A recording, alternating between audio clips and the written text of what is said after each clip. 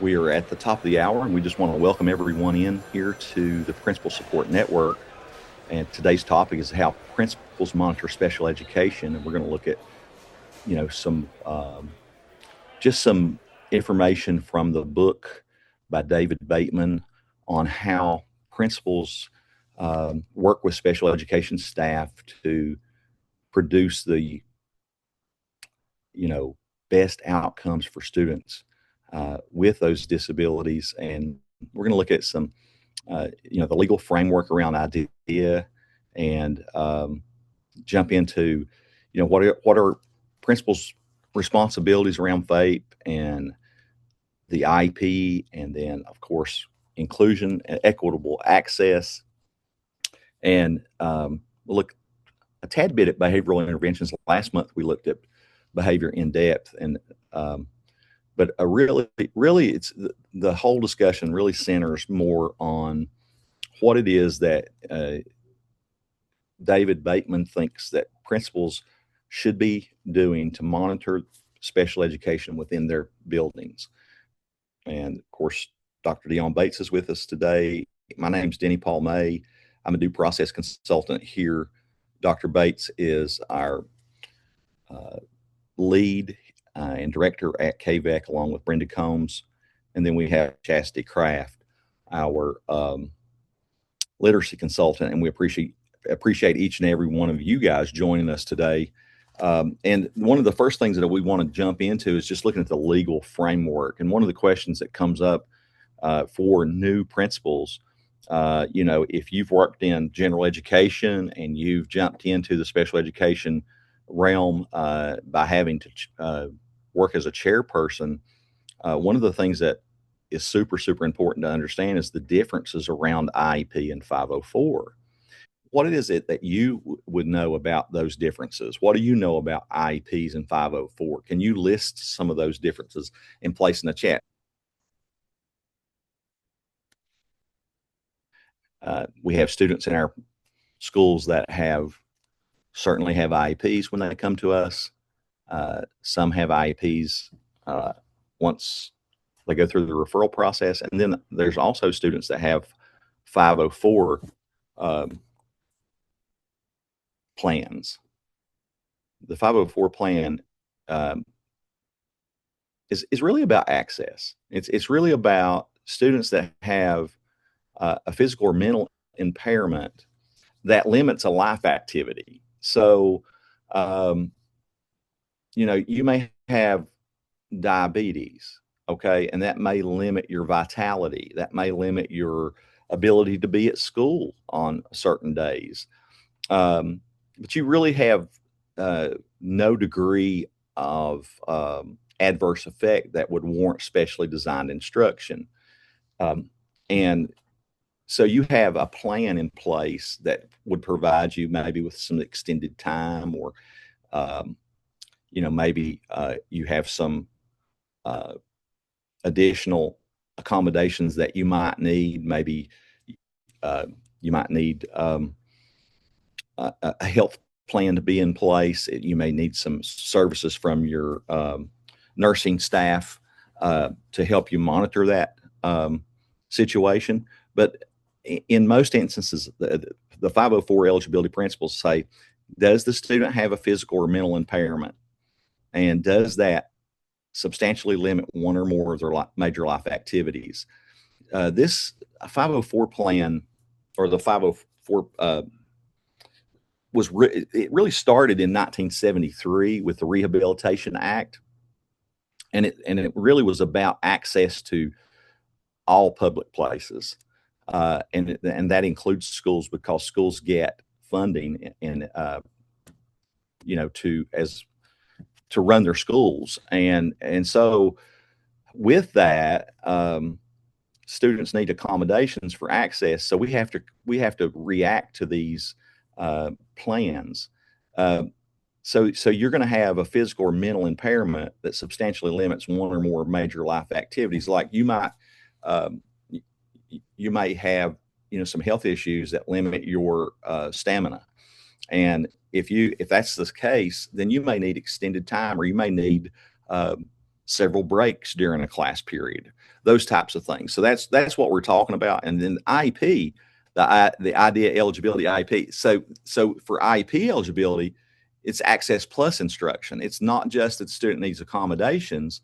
And I use an analogy that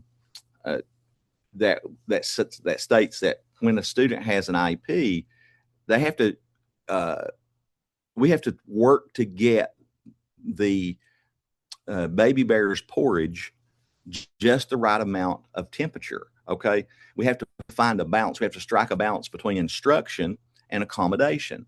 And sometimes when we get into schools and we start to talk to people and we start to see what's being done with IEP documentation,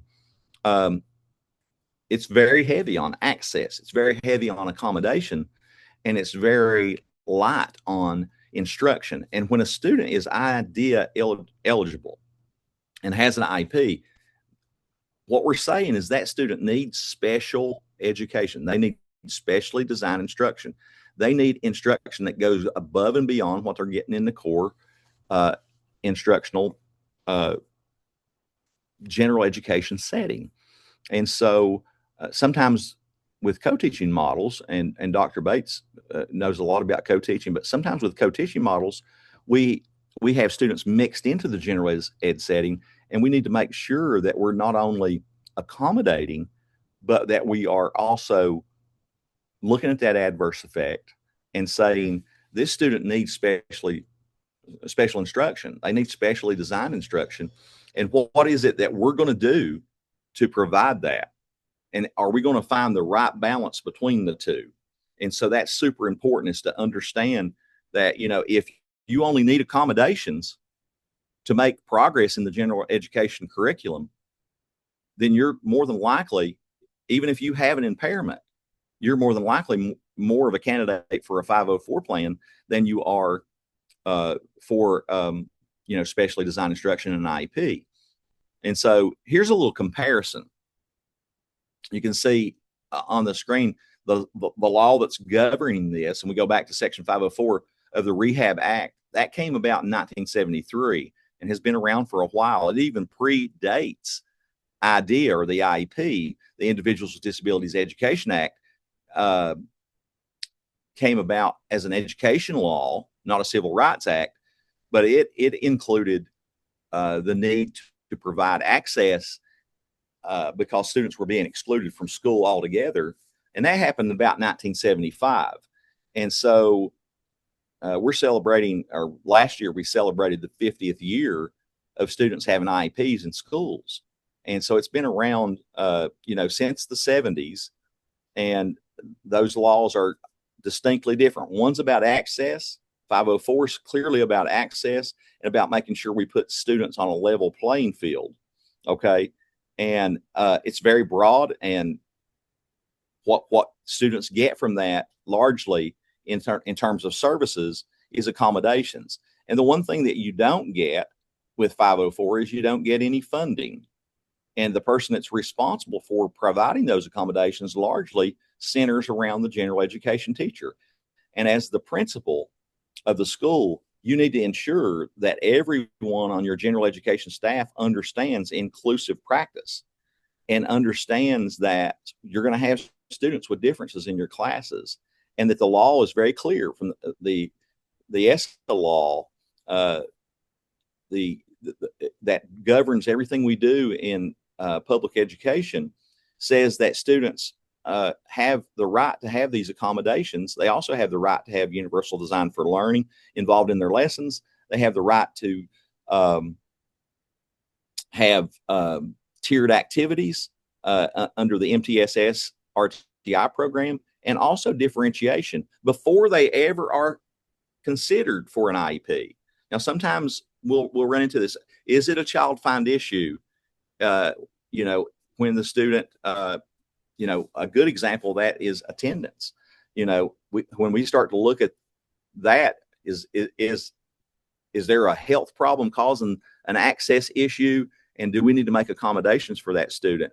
And once that student, we get them there, they just need those accommodations to get them there and to give them some extended time, then that's a 504 student. But if is rooted in a disability, then we need to flush that out through our practices within the school. And so on the other side of things, with an IEP, you have to meet the criteria of one of the 14 disability categories. And the student needs specially designed instruction. They need SDI, they need progress monitoring. And, they need more than just accommodations to succeed. So you've got accommodations, modifications, and SDI, whereas under the 504, just accommodation. Okay, so what do we know about the IEP process? This is clearly, an overview of what the IEP looks like. Okay, and so as the administrator in school, when you go into these meetings, you need to have your head wrapped into exactly what these things look like, okay, and what needs to be in those. And you need to be able to. When I do ARC chairperson training, I talk to principals or chairpersons, and I say, you're the professional in the room, right? You're the person that's responsible for all of this being implemented, okay? And the one thing that I don't have mentioned on here is progress monitoring. I think that goes without saying, though. These are the pieces that are incorporated into the IEP process, but every bit of that needs to be monitored, okay? And you're the person that needs to monitor that and to make sure and ensure that these things are happening. So when we talk about present levels, we need to be able to look at a present level and say, can we identify the strengths, the needs, where the student is currently functioning, and also the adverse effect that says that student needs specially designed instruction. And when we think about that in terms of special factors, there's two big ones. Lots of times students have behavior that impedes their learning. And sometimes they have a need for, an assistive technology like a calculator. We need to make sure that we're looking at those two pieces and seeing if there's consistency between them, right? David Bateman, when he wrote this book, he talks a ton about internal consistency between all of these 8 things here. And then the fact that we also have to progress monitor from the goals and services. And so super, super important to understand that whole process. Are IEPs appropriate for progress? So how are IEPs monitored? Here are some questions to consider. When we look at these documents, we're looking at, do we understand that present levels have measurable baseline data? A lot of times when I review files around the region, there'll be a lot of numbers in there because we've made it very clear that when we look at present levels, there needs to be numbers.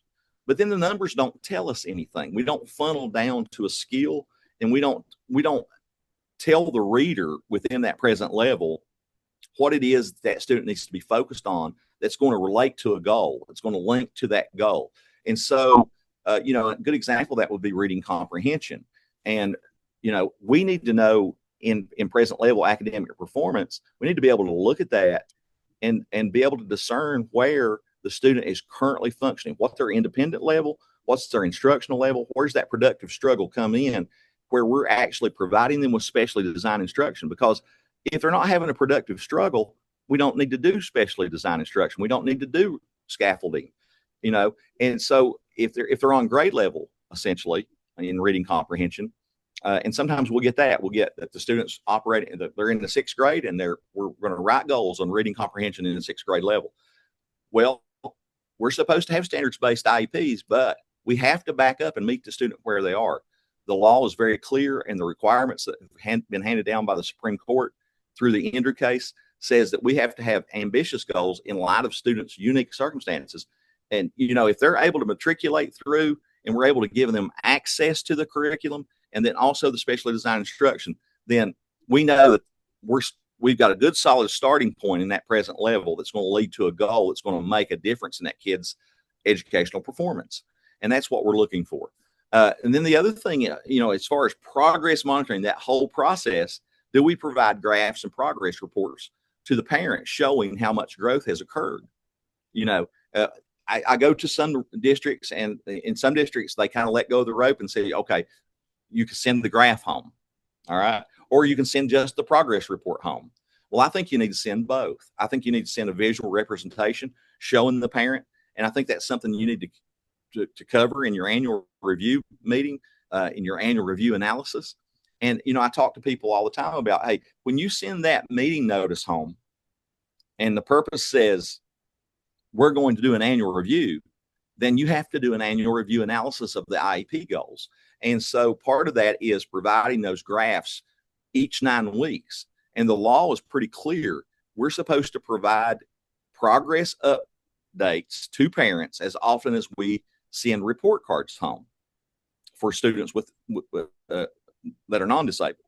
So, and then the other thing is that David Bateman talks about, and I think this is very key. If you don't get anything else from this slide, you've got to verse your teachers. You got to get your teachers knowing that when progress stalls, when the instruction is not working, when the strategies aren't working, that we come back to the table and have a discussion, and we come back to that graph and we indicate that we're going to make a change in the instruction because the instruction is not working. David Bateman talks about knew or should have known. It's KOSHK, KUSHK, okay, is the way he says it. And it's all about, we knew that the student wasn't making progress in behavior, but we failed to change any of the strategies that we're providing them. We knew that the student was making progress in reading, and the student their progress had stalled, but we failed to make an instructional change. And that's what's getting people in lots of trouble when it comes to these due process hearings. So want to make sure that you understand that, how we monitor IEPs. Do we make individualized decisions to meet students' needs? So do we have an inclusive environment at our school? Do we, when we as principal and we work with our guidance staff, do we promote inclusive practices? Do we have an inclusive vision for our school? Do our teachers get professional development in how to deal with differences in their classes? Because I'm telling you, when we sit down in a classroom, or we stand up in a classroom, either way, when we're in that classroom and we've got a group of 25 children, you're going to have learning differences across the board there. Okay, you're going to have some that knock the top out of it. You're going to have some that struggle with vocabulary. You're going to have some that struggle with numbers and symbols, vision. You're going to have all kinds of things. So do we promote inclusive practices? And one of the ways that we can do that is we can look at our student body and we can say, all right, where are our biggest issues? How do we schedule those people in a manner that we can get the most bang for our buck? Because when you look at IDEA, when you look at the pieces and the components of IDEA, there's procedural compliance first, okay? So you're going to check all the boxes. You're going to make sure the IEP is in the timeline. You're going to get all the right people to the table for the ARC meetings. You got to check those boxes on procedures, right? You got to give a 7-day notice. You got to make sure that the IEP has all those components, that we have annual goals, we have specially designed instruction. There's some things you can't leave undone. But then when you move to the substance of it, are we doing things that allow us, with the capacity that we have with our staff, are we maximizing our abilities to provide students what they need through our planning and our scheduling process? And if we're not looking at that and flipping that grid to look at, okay, here's our biggest needs. Here's where the special education students are. Here's where the 504 students are. Here's where our students that are in tier 3 are contained. And we're looking at, we understand as far as when we write those plans, we have to be able to implement them. Okay. Super important that we have to be able to implement and progress monitor them. Not only in IEP, but in tier 3, we have to be able to implement and we have to be able to progress monitor that data to tell if that student's making progress or not. We have to do the same in tier 2. So we have to set ourselves up for success by looking at that student body and saying, where are our biggest problems? Do we ensure that our mission and vision are aligned to equitable practices? Are we making sure that all students have equitable access to all of our programs in our school?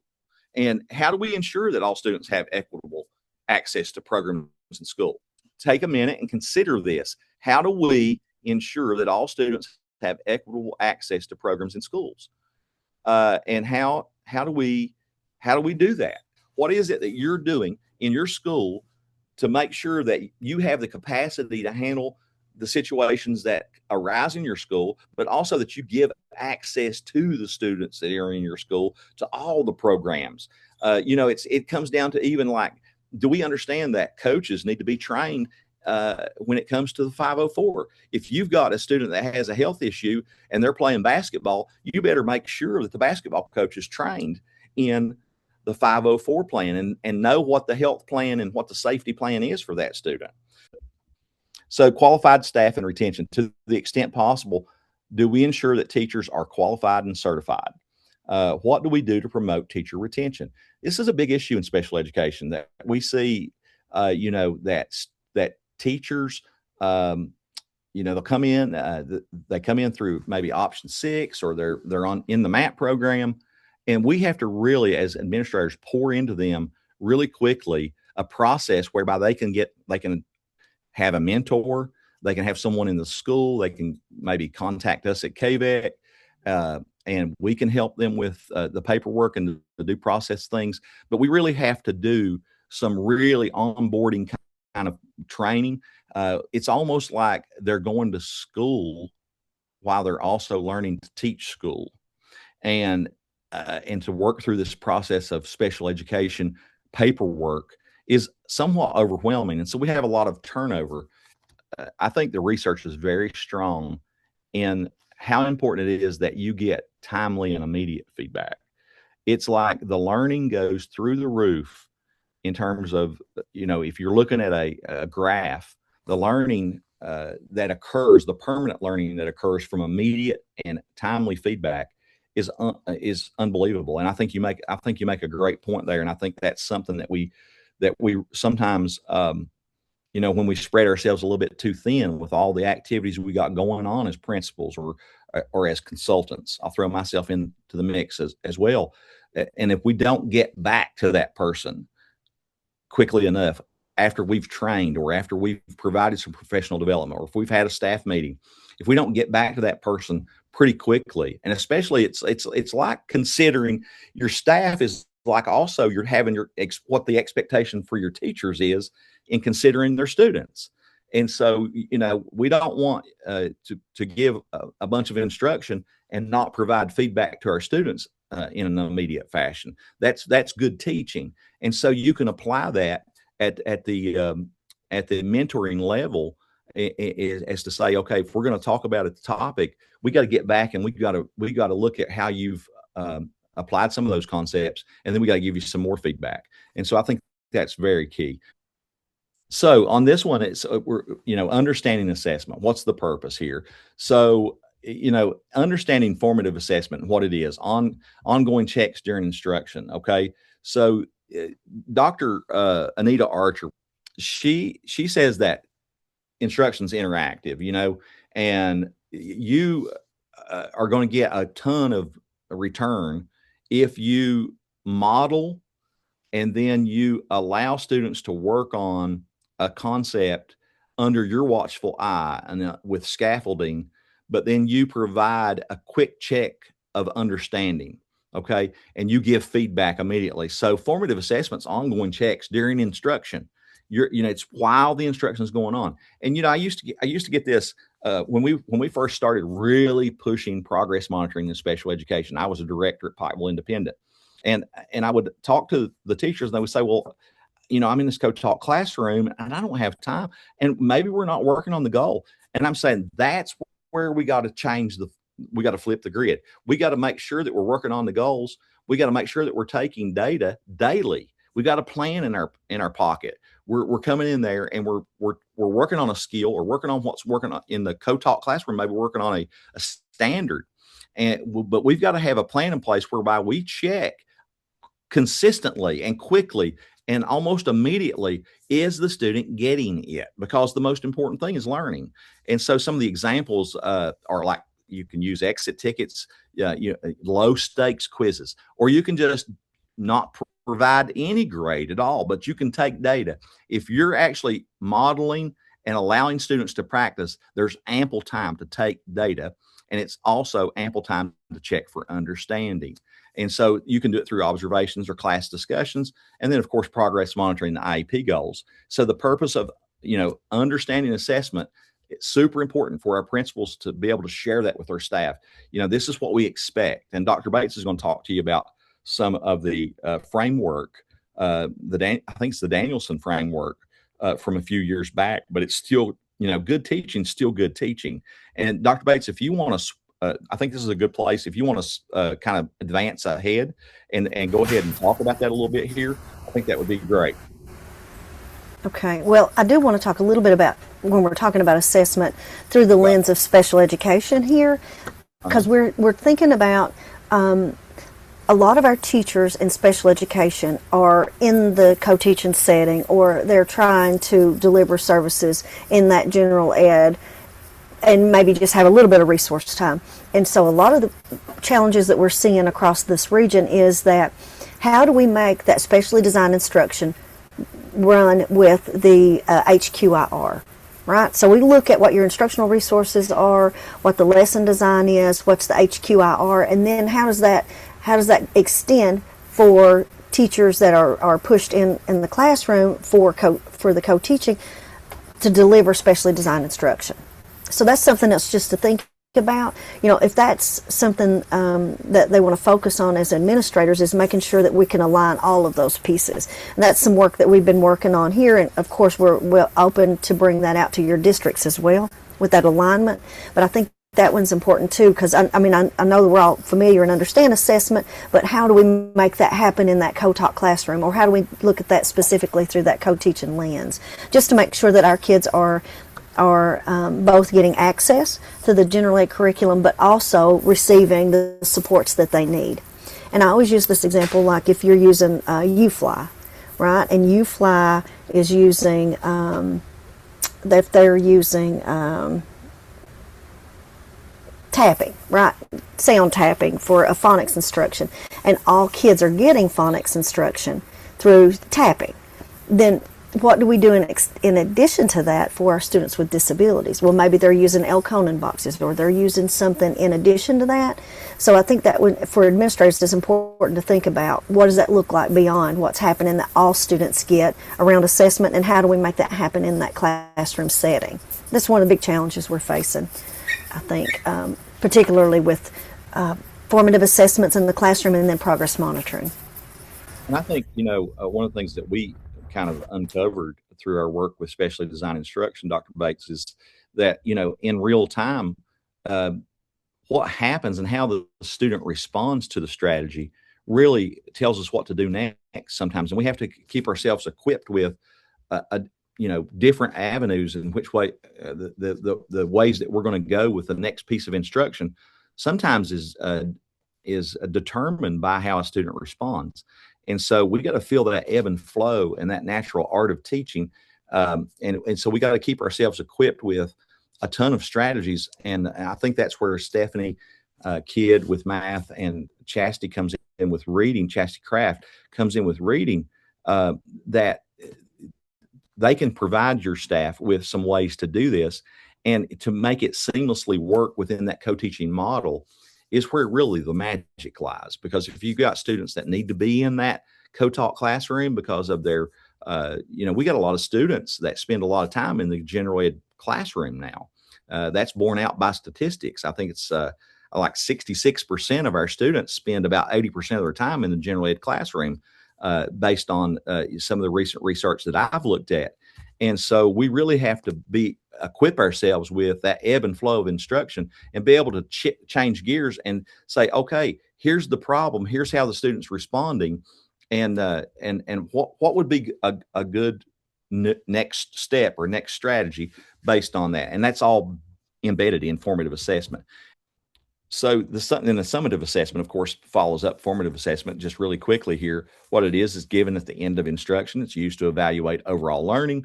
These are things like unit tests, final exams, state tests, like the KESA, and benchmark assessments. So those, it kind of closes the book on assessment there a little bit, so to speak. But just, the purpose of school, The purpose of school is to ensure that students are learning and that they're learning daily. Okay. And, so it's, education. What is the purpose? Learning. But it's easy to say and not so easy to do. And so we have to really work at our craft and understanding, how assessment plays in and how important it is that we do it formally and informally, and we do it formatively and we do it summatively, so that I hear sometimes an unbelievable pressure from teachers when I talk to general education teachers, and I do some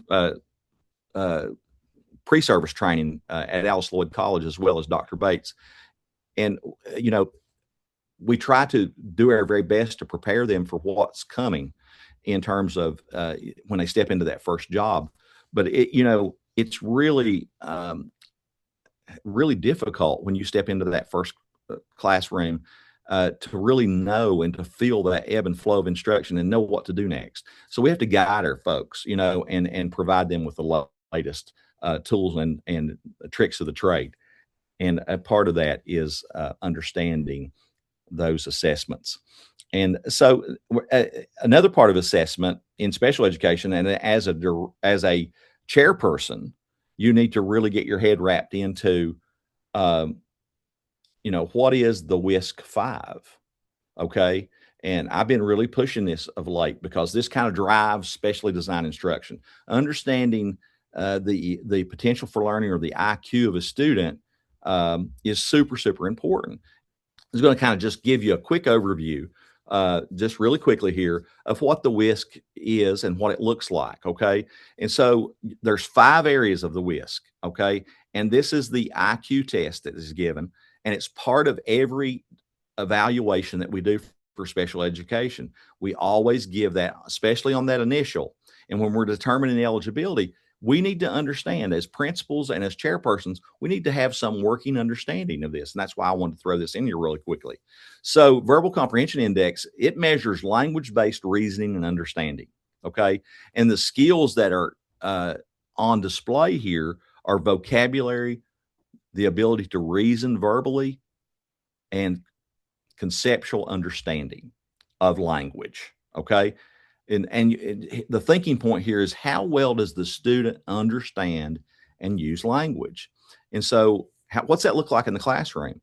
Well, that student, obviously verbal comprehension is going to impact reading. Okay. We're going to, we know that, right? And we're going to say it's important for us to know how that IQ test plays into what we're doing for students with special education needs. Okay. The students that have IEPs have specific needs, and we have to, as administrators, have a professional view of what this means. And then the second piece of the WISC is the Visual Spatial Index. And this part of the test measures your ability to analyze and recreate visual information. The skills are spatial reasoning, visual motor integration, and pattern construction. This is how well the student sees and organizes visual information. Okay. So you can think about how that might impact reading, or that might impact, if a student's doing algebra. You have to think about, hey, how does this general intelligence piece manifest itself in this student's program? What do we do to attack it? And we really need to teach our teachers that this is really where we work through that pieces of information in general intelligence, because it's one of the parts of the present level. And I think it's sometimes overlooked, or we just look for a score. The kid's eligible, they got a 70 IQ, they're MMD, and we move on from it. And we don't think about the impact of the differences in learning that are glaring from that WISC. The Fluid Reasoning Index measures problem solving and logical thinking, identifying patterns, abstract reasoning, solving new problems. Now, when I see abstract, I think about students with autism. Okay. They really have a hard time going from the concrete to the semi-concrete to the abstract. And so that's something that we would look for. We'd say, hey, this student has autism, student with autism, but also you get that language proper, right? People first language. A student with autism has abstract reasoning issues. Okay. Well, that we jump right on that and we say, we have to give a ton of manipulatives. We have to do, maybe the other part of it was the visual spatial display was really strong. So we can use visuals and manipulatives to impact how we teach that kid. And that needs to be weaved into our specially designed instruction. And so being the administrator, we have to know how well can the student figure things out without being taught. Can they reason? Can they look at and analyze? And how do we work that into their specially designed instruction? And here's one that shows up quite often. And, especially with students with intellectual disabilities, their ability to do working memory, okay, or have working memory deficits. When working memory deficits are present, sometimes we'll see those, they'll be in the 60s in terms of standard scores. And it impacts attention, it impacts mental math, it impacts following multi-step directions. The ability to keep information in your short-term memory and then apply it to a concept is deficient for a student that has a low working memory. How well can that student hold information in their mind and then use it to do something? I'm thinking apply phonics, read a sentence. Okay. I'm thinking remember that 2 times 2 is 4 and apply that to an algebraic expression. Okay. Those are real simple types of ideas, but really when we look at that working memory index, is it something that we can work on? And so we have to teach our teachers, and we have to provide information for our teachers that say, hey, you can build in some practice on memory. You can build in some mnemonic devices to support memory deficits. You can build in some information or some practice in those regards to, and if we, one of the areas where I see this lots of times is like this at the very lowest elementary level. Okay. The K1s and 2s. And we place a developmental delay label on the student. And we fail to work on this piece right here, this cognitive piece. And sometimes it's not flushed out from a Battelle score, but we really need to look at that cognitive score and say, hey, what's really impacting this kid? Can they move information from the short term to the long term? And that's what Anita Archer says we should be doing it in all of our school endeavors. We should be really working to move information from one short term to the long term and making that learning deeper and with clarity. And so these students struggle with that. And so we have to really weave that into our specially designed instruction. So the processing speed index, this measures speed and accuracy of simple tasks. The skills are visual scanning, quick decision making, and graphomotor speed. How quickly can the student process simple information? That's what we're asking here. And when we see students that have processing difficulties, it's going to slow them down at times. And so we're thinking this is a candidate when they have processing speed deficits. This is a candidate for extended time and accommodation. But how do we overcome that through specially designed instruction?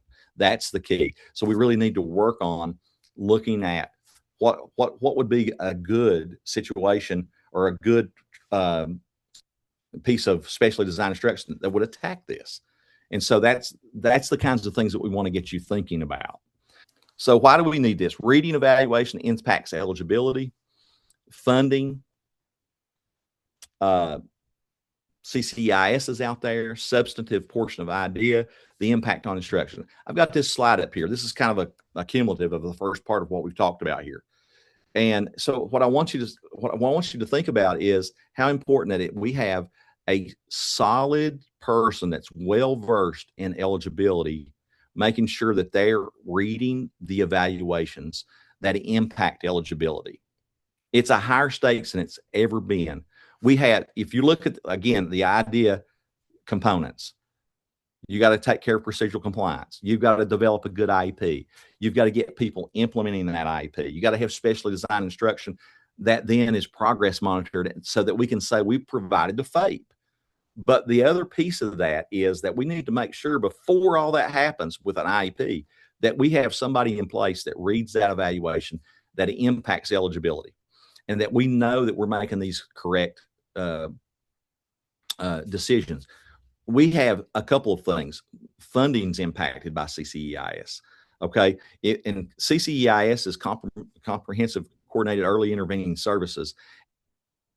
When I talk about the substantive portion of the IDEA law, and whether or not we're providing a FAPE, we're really talking about correct writing of the IEP and the fact that we have measurable IEPs. Okay, that the skills and the goals are measurable, and that we have data to support that.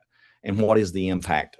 What is the impact on instruction in terms of specially designed instruction? We really need to know and be able to guide our folks to be able to develop proper specially designed instruction. So one of the things that come up in the book was a little bit of talk about functional behavioral assessments before creating a plan. Make sure that you've got your staff well versed. If you start to see a kid on your radar in your class, he may or may not have an IEP, he may not have a flag, an IC.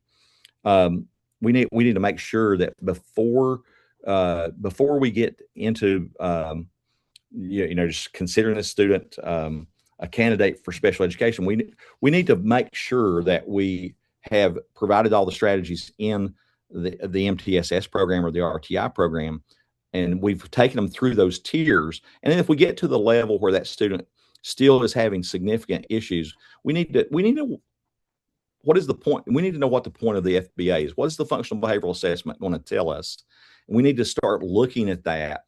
If this is a student that has severe behavior problems, determine it. The FBA really determines the function of the behavior, and so the two of them that it determines is a student's either trying to get attention or they're trying to avoid something. And so we really need to work from that beginning, I guess, as an administrator, and have that understanding that when that functional behavioral assessment comes into play for a student that maybe has been suspended many days or continues to exhibit difficult behaviors, we got to start with some good assessment. When a special education student's behavior impacts the learning of himself or others, what do we do as a principal? And here I have that acronym out there in the cloud. And I'd like to hear from the panel here, if at all possible, what do we do as a principal when we see that a special education student's impacting the learning of himself or others?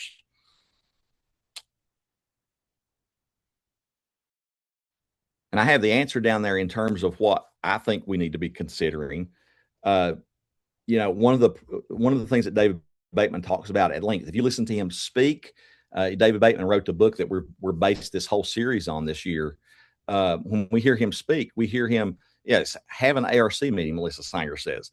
Exactly. That's what we're talking about. We got to look at the data, and we have to make sure that we're, as a principal, we're guiding our folks to understand. We have to make, maybe before the ARC meeting, even we're having that conversation and saying, what are you doing different instructionally? Because when we know or should have known that the student is not making progress on the behavior intervention plan or the goals or any type of, adaptive behavior pursuit, what is it that we do? We change the IEP goals and strategies through an ARC meeting, but before we do that, we also need to have that conversation and say, let's look at the instruction that we're providing. And that means sometimes that we've got to go into that classroom and do some observation. Okay. And we know sometimes we have to find inventive, outside the box ways to be able to find out what's going on in that classroom without impacting the instruction. And also our presence. Sometimes if we're the principal and we go in and sit down at that table, sometimes that changes the kids' behavior altogether, because they know they're on, they're being watched, so to speak. So we got to think about making sure that our staff understands that you can't let a kid just continue to go with the same goals, the same objectives, and we don't change anything when a kid's not making progress. So one of the other pieces that he talks about is how important it is that we have parent and family engagement. Now, one of the things I want to talk to you about is a lot of times we can see the culture sometimes when we go in and do folder review, and we're looking at places where we may go into a school where maybe the signature's not on the ARC conference summary on that notice. Do you realize that prior written notice, that conference summary, and all the changes you make to FAPE in that annual review meeting needs to be delivered to that parent in person or in writing, I should say, in writing, within 10 days after that meeting closes. And we also have timelines that we have to be concerned about. So we can't let IEPs go dead in our school system. We can't let meetings go undone. And so one of the ways that we create good family engagement and parent help, students, when they enter school at age 5 or 6, and they stay with us till age 18 or 19, they only spend 10% of their entire life with us. So we have a small window of opportunity to provide them with tremendous supports and provide them with good instruction. We only have one shot. It's not going to work well if we don't have good parent and family engagement. And so we foster strong relationship with parents and families. The ARC meeting is one of the ways that we interact with students' parents. And we need to make sure that on the day that we have those IEP meetings, that is one of the main components of our day, and that we don't dismiss that as something, oh, we have to do another ARC meeting. And then on the other end of things, when students get to the high school age, we need to really be inventive and use our strategies, use the services from KVEC to be able to really look at how we can provide good transition. Now, proactive strategies, prioritize instruction over compliance. I'm a compliance officer. Okay, I wrote this slide. Prioritize instruction over compliance. We need to shift our conversations from is the IEP complete to is the IEP effective? Okay, we have to have a high expectation that when we look at a document, an IEP, as administrators, that we can say, hey, those are truly measurable goals. Hey, that present level is truly telling us what we need to know in order to write those measurable goals. And then those measurable goals are going to lead us to the types of specially designed instruction that we need to provide. And we're going to take a holistic look at how the kid learns, what the potential for learning is, what are the problems, and we're going to look at that and see how that instruction tied back to student needs. And that we use data-based decision-making. When the data says the kid's not making progress, we make a change. So the principal move here is to ask for evidence of student progress, not just paperwork. Okay, you have to show me the money here. Okay, we got to see the evidence. If you want any kind of reason why you would do this, it's the number one reason why the Andrew F. case got to the Supreme Court. There was no progress monitoring. Okay, so we have to prioritize it. Build strong progress monitoring systems.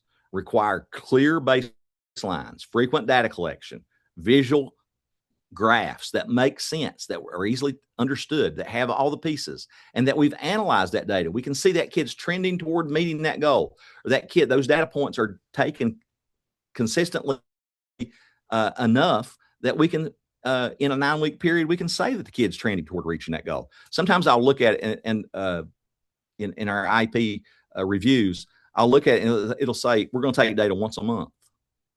Well, if you do that once a month, you're going to have 2 data points prior to your 9 weeks analysis. And if you do that, you're not going to have any trend data. You can't do anything. David Bateman says 6 to 8 data points in every grading period. So talk to your teachers about how important it is you have trend data that shows that the student is making progress toward reaching the goals. Ensure teachers know how to analyze data. A good after school meeting or professional learning committee would be around, but both on the general ed side and the special ed side. How do we analyze data? How do we look at the trend data? How do we really say, if we see this, what are we going to do next? And how's it going to impact our instruction? So the principal move here is schedule regular data reviews every 4 to 6 weeks. Make sure that you're working with those teachers to understand how to analyze and how that analyzation is going to drive your instruction. So proactive strategies provide targeted professional development. Focus your PD on writing strong PLAF statements or present level statements. and that PLAF stands for present levels of academic and functional performance. Okay, so there's two sides, there's two pieces on the IEP.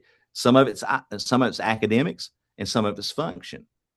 And behavior is included in function. Develop measurable IEP goals, deliver specially designed instruction, behavior supports, FBAs and BIPs, avoid generic PD. Make sure that, I was talking to a superintendent yesterday, and one of the things he said, one of the keys things that they had done here recently was really intentionally looking at the PD that teachers are getting, and we're making sure that data is the driving force behind all of it. And we're pairing out folks. If you've got teachers that are really good with tier 3 intervention strategies, we're pairing them with special education teachers in our PDs and our professional learning communities, and making sure that we're embedding the type of professional development that they need in order to be able to drive those difficult plans. So some more proactive strategies. Make sure we're conducting instruction-focused observations. During walkthroughs, we have to know what SDI is. Okay, we have to be able to see that as different from differentiation. Okay, and we need to share our expectations. We look for explicit instruction. We look for modeling and guided practice along with immediate feedback. And we also need to be able to look for, if it's not specially designed if it's not intentional to a goal, it's not specially designed instruction. Okay, so we need to make sure that we can see that when we go through these walkthroughs. What is SDI? SDI is adapting content, methods, and delivery of instruction. It's intentional with the IEP goal. Okay, it's special and different from core, UDL, differentiation, or tier instruction. It's different. It's meant to bring about progress on skill deficits listed in the IEP. It's meant to bring independence. Okay, it's something. Are we developing skills that travel? Is it something that the student can take with them down the hall and apply? Reading travels. Being able to read better travels. And if you think that just accommodating the kid is the point of special education, or providing a reader for them is the point of special education so they can do better on the test, then we need to have a conversation, because we have court cases that are the backdrop of all this that say we have to create good systems that are going to produce better readers, better students of math, better writers, while we're also providing that access. Now, examples of for special design instruction, this is just a little bit of a laundry list here. Repetition and feedback. Instruction in the use of graphic organizers. Instruction in the use of mnemonic devices. Embedded vocabulary instruction. And there's tons more, okay? So working on memory is those strategies that work on memory that make use of those mnemonic devices. So proactive strategies also include creating coaching and mentoring systems. And we know that we have these in place. We know we have to do these. Pair new special ed teachers with experienced staff, provide ongoing coaching, not just evaluation. Use feedback cycles, observe, coach, and follow up. Okay. Capacity grows, right, when we do that through support, not compliance checks. Okay. Really pouring into some folks. Now, yesterday I saw in a district, I was providing some training around the progress, or not progress monitoring, but the record review document.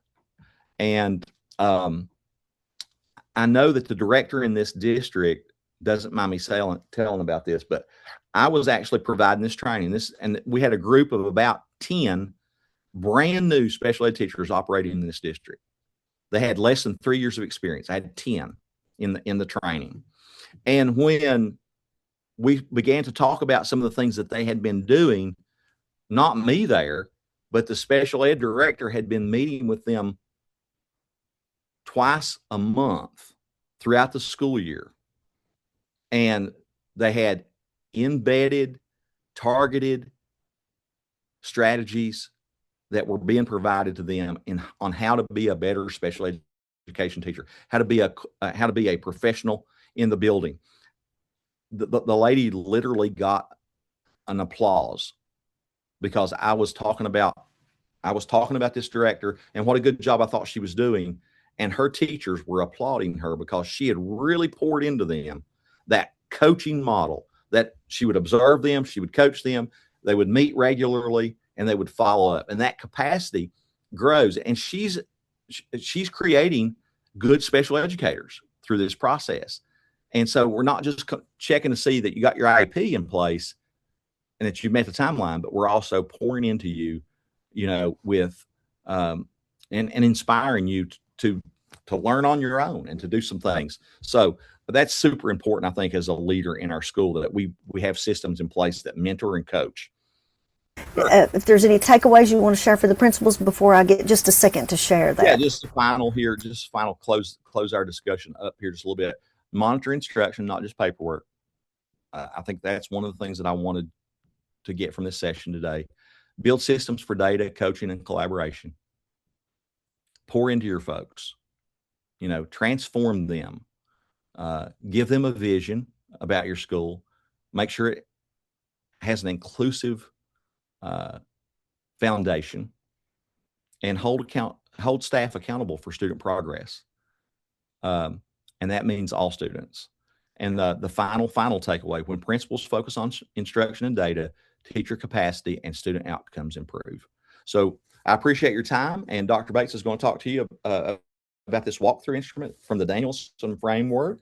And I'm looking forward to hearing this because I always learn every time Dr. Bates speaks. Thank you, Mr. May. I just dropped in the chat a resource that we worked on a few years ago. And I know Mr. May was talking about lots of those things and resources and supports for for principals around how do we look at supporting special education teachers, what do those look for, what are those important pieces that is different for special education teachers versus regular education teachers. And again, this document that I just dropped in the chat is one that we used a few years ago, and I'm going to bring that up on the slide here. But we took the framework for teaching and took each domain under the Danielson framework and created a resource for you to be able to use as a school administrator. And we wanted to make sure we got time to talk about that a little bit. So currently around the evaluation piece, what does that look like different for a general ed teacher versus a special education teacher? And how can we help support you in that area when you're thinking about those considerations for what does it look like in the special education classroom versus what does it look like in the resource room, and then what do we look for in that co-teaching? So just as a follow-up for you,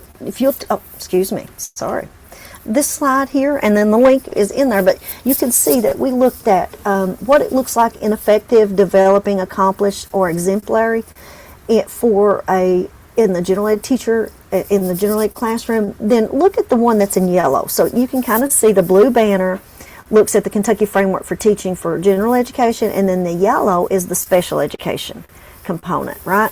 So all the things that Mr. May covered just in his conversations with us this morning was about, those progress monitoring. So what are those artifacts? What are those things or those observables that you're going to see or use as you help assess and evaluate? So not only are you evaluating and assessing all year long that special education programming, how you're supporting teachers, all of that connects it back to the coaching and mentoring. What do you look for as the instructional leader in that school in that IEP as far as the procedural compliance? But then this will help you with the instructional side of it, right? So we've got the procedural compliance. How do we connect where kids are currently performing, and how do we develop IEPs based on data, and how we monitor that data as part of that system? But this one is a great resource. And you can take this, again, I've dropped it in the chat, and I can send it to you if you need it in a Word format as well. But take a look at this special education considerations. So this is, you can look, and let's just take a look at the accomplished, right? The teacher reviews the present level and plans instruction based on needs of the students, particularly the exceptionalities, behavior needs, all of the things that Mr. May just talked about. were those pieces that drive what we should see in that, either in the specially designed instruction or in the resource room.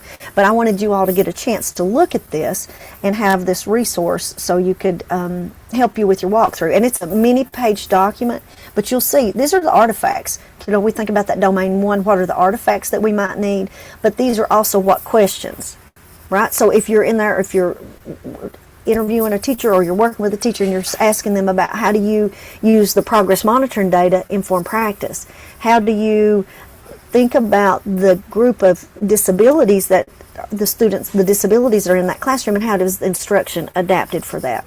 And then that goes back to that same thing. How are we helping teachers to be able to use, we're looking at those HQIRs and the implementation of those, and then how does that extend to make sure that we're getting that specially designed instruction? Because that really encompasses the whole piece of it, right? That kids are getting all that they need.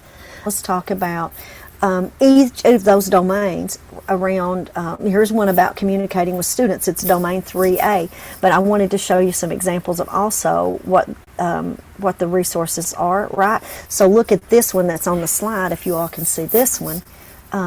This one also gives you an example of, this one gives you an example of what it looks like. What are those observables, right? So some of the things we're looking for artifacts, some of the things are observables. Look at this one. If you see observable behavior, so if you're going into the classroom, you're making observations. How does this align with you're also with your walkthrough instrument? But what are some things that you would be able to see if you're observing that teacher, the special education teacher? Right, so the R is for the resource setting, and then the CT is for co-teaching. And so you would mark, but that would be things that you could look for in that classroom, and then there's just follow-up questions that you might ask to see how you might rate that along with that Danielson framework, right? But you're looking for in that co-teaching, are you looking for different ways that we're communicating, right? Thinking about the diverse needs of the students in the classroom. Some kids need visual support, some kids need auditory supports. Some kids need some integrated movement in there, right? And that would help explain and define how those things that are happening in the classroom is aligned to the Council for Exceptional Children standards for special educators, right? In addition to all of the teacher educator standards. So that one is one that would be helpful for you. And I'll make that just a little bit bigger so everybody can see that. So that one could be something that could be really helpful for you as well. But also, are you seeing nonverbal cues? Does that align with what should be happening in the classroom? We're looking at respect. Are we looking at the bridge between the daily learning target, grade level expectations, and that's what I was talking about, the instructional resource, and then what's being delivered to students? And are we seeing that the students are getting the same thing that every other student in the classroom is getting, or are they receiving some additional supports beyond what all students are receiving, right? So you can see, do we see scaffolded directions, right? Do we see, are we seeing students misunderstanding, and what are we doing to support misunderstandings or misconceptions?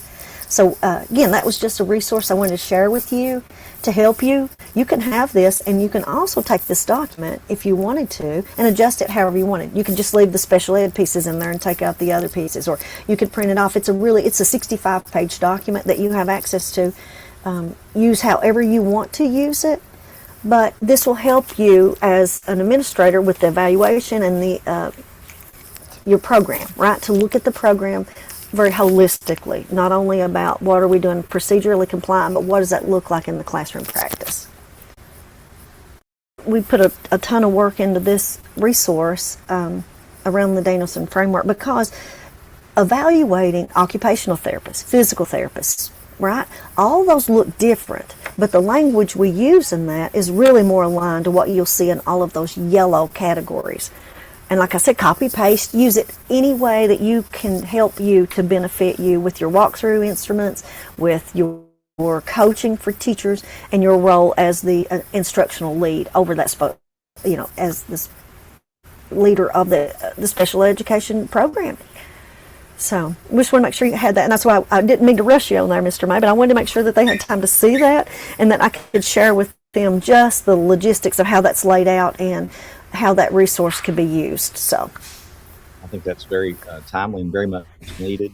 And a ton of work went into that project. There you can see how in depth it was, and there's a lot of good resources for you there to draw from. And as I was looking over the document myself, I noticed that there was quite a bit of input from people right here within our region on this, and um, a lot of work went into this, and it's one of those things that um, somewhere along the lines we got so caught up with paperwork in special ed, and this is gonna be my closing comment, but we got so caught up with trying to be compliant because it's a very difficult process. Compliance is a very difficult, very multi-layered process.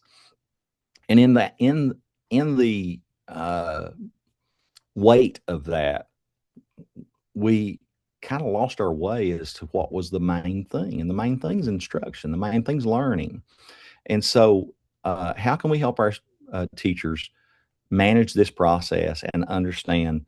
And one of the things I think we did, because the paperwork was so heavy and the IEP so hard to write, is that we stopped requiring special education teachers in some places to have plans, to have lesson plans.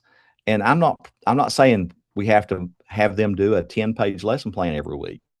I'm saying they have to be able to demonstrate some of these things that's in that framework in order for us to see real growth. And it's a combination of things that go on in that co-taught classroom that really matter in terms of access and also growth on some of these deficit areas that these students have. Otherwise, they wouldn't be in special ed. They need specially designed instruction, and we need to be able to monitor that and provide data to show us where to go next. And I really appreciate each of you all for being here today. And Dr. Bates, I'll turn it back over to you, because the only thing I have to extend that is to say you can reach out to me, and I'm just Dionne.Bates at Hasford, DIONNE.BATES. And if you want the Word version of that, just send me an email and say I participated on Principal Condre and I'd like to have the Word version of that. So it might make it a little easier for you to copy and paste if you want to use that and just pull some of those pieces out. So just want to make sure you all had that opportunity to do that. And we appreciate you, and that's it.